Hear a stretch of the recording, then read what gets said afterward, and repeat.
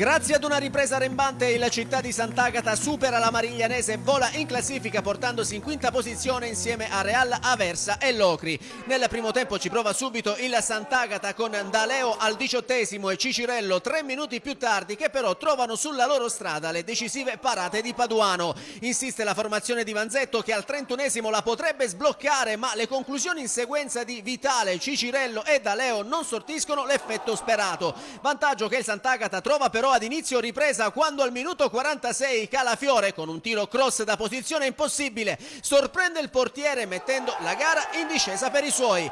Per il centrocampista bianco-azzurro si tratta invece della terza rete in campionato. Spingono i locali che al minuto 54 sfiorano anche il raddoppio con Morleo, ma l'estremo campano è bravo a respingere in tuffo. Il 2-0 è comunque rimandato solo di 4 minuti, infatti al 58° Cicirello raccoglie il cross dalla sinistra di Squillace e di testa batte Paduano, facendo nuovamente esplodere di gioia i tifosi del Fresina.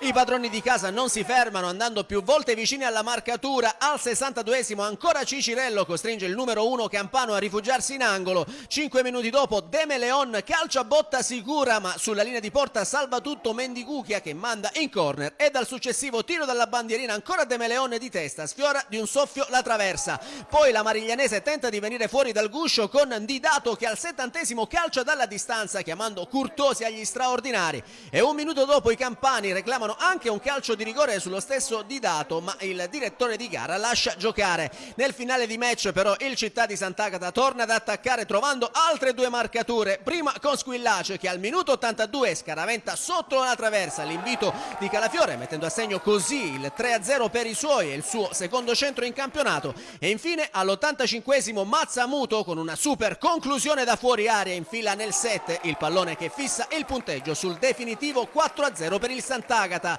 Per Mazzamuto invece è la prima firma del torneo. Il Città di Sant'Agata sale in classifica, quota 15 punti, aggancia al quinto posto Real Aversa e Locri, con quest'ultimi che saranno il prossimo avversario dei biancoazzurri.